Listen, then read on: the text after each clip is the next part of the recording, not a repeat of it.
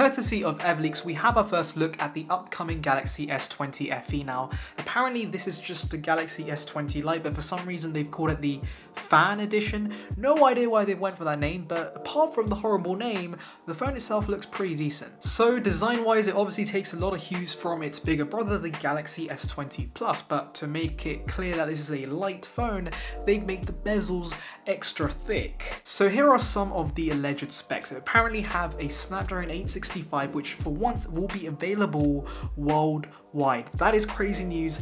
Thank you, Samsung. Please do the same with your flagships. Along with that, it will supposedly also have a 6.7-inch 120Hz display, IP68 water and dust resistance, a 4,500 mAh battery, and also in terms of the camera setup, it will have the same wide and ultra-wide sensor from the Galaxy S20, but the telephoto will be a slightly different 18 megapixel lens with 3 times optical zoom. Pricing wise, this phone will apparently be $799, and honestly, that is pretty good value. I mean, take into account the regular Galaxy Note 20 without 120Hz is $1,000. This phone has 120Hz, has a 4,500 mAh battery, and a triple lens system, all for $799. That is killer value. In fact, I really don't understand why the regular Note 20 exists when the Galaxy S20 FE exists, because the S20 FE is just the way better deal. So, display analyst Ross Young has now confirmed that a Pixel phone in the pipeline will have a 6.67-inch 120Hz OLED display made by BOE and Samsung. This is good news, people. Now, in terms of which phone this could be, a lot of people obviously going to assume it's the Pixel 5 5G, but I don't think that's the case, because the Pixel 5 is going to be a compact phone. It's apparently going to be around 5.7 inches, and this is a big 6.67-inch display. But do you know the Pixel phone that is supposed to be massive?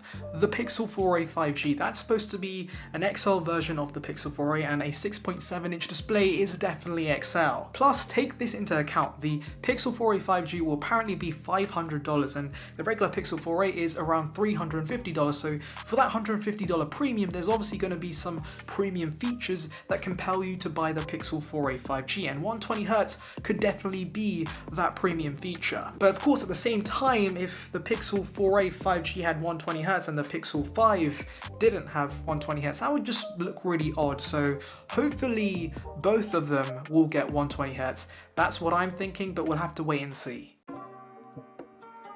So leaker Kamiya, I hope I'm saying his name right, he strikes back with more info, this time about the elusive 13-inch MacBook Pro with Apple Silicon. So according to him, the specs are looking like this. Apparently, Apple will be giving consumers choice. You can either pick the A14X chip or the equivalent Intel chip, and it's really nice to see that they're giving people choice, because not everybody is going to be on board with Apple Silicon right away. In terms of other specs, it's pretty run-of-the-mill stuff. RAM is available up to 32GB, SSDs available up to 4TB, which is just crazy, and then you get the Magic Keyboard, the Touch ID scanner, and the touch bar as usual. And so you may be asking, what's the cost of all of this amazingness?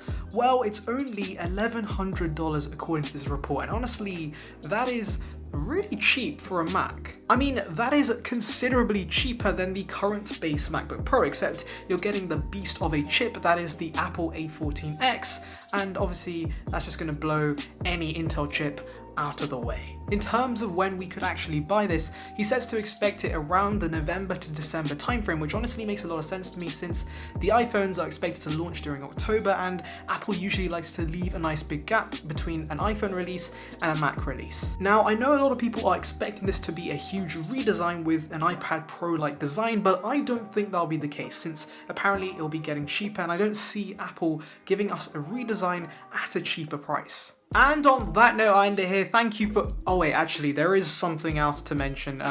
There's a new iMac apparently, and it has a slightly better webcam, but it's basically the same thing they've been selling for like 8 years now, so yeah, there's that. And now I can end the video. Hope you guys enjoyed it. Now tomorrow will be a big day, guys, because Samsung is releasing the Galaxy Note 20, the Note 20 Ultra, the Galaxy Z Fold 5G, such a long name, the Galaxy whatever, you know, the Fold 2, that's coming out, and then the Galaxy Watch 3 and the Galaxy Bean. So quite a packed event. I'll be trying to cover it tomorrow, and I'll see you guys then. So yeah, see ya, peeps. Word at the end thingy is boom. Put it in the comments, people. Thank you.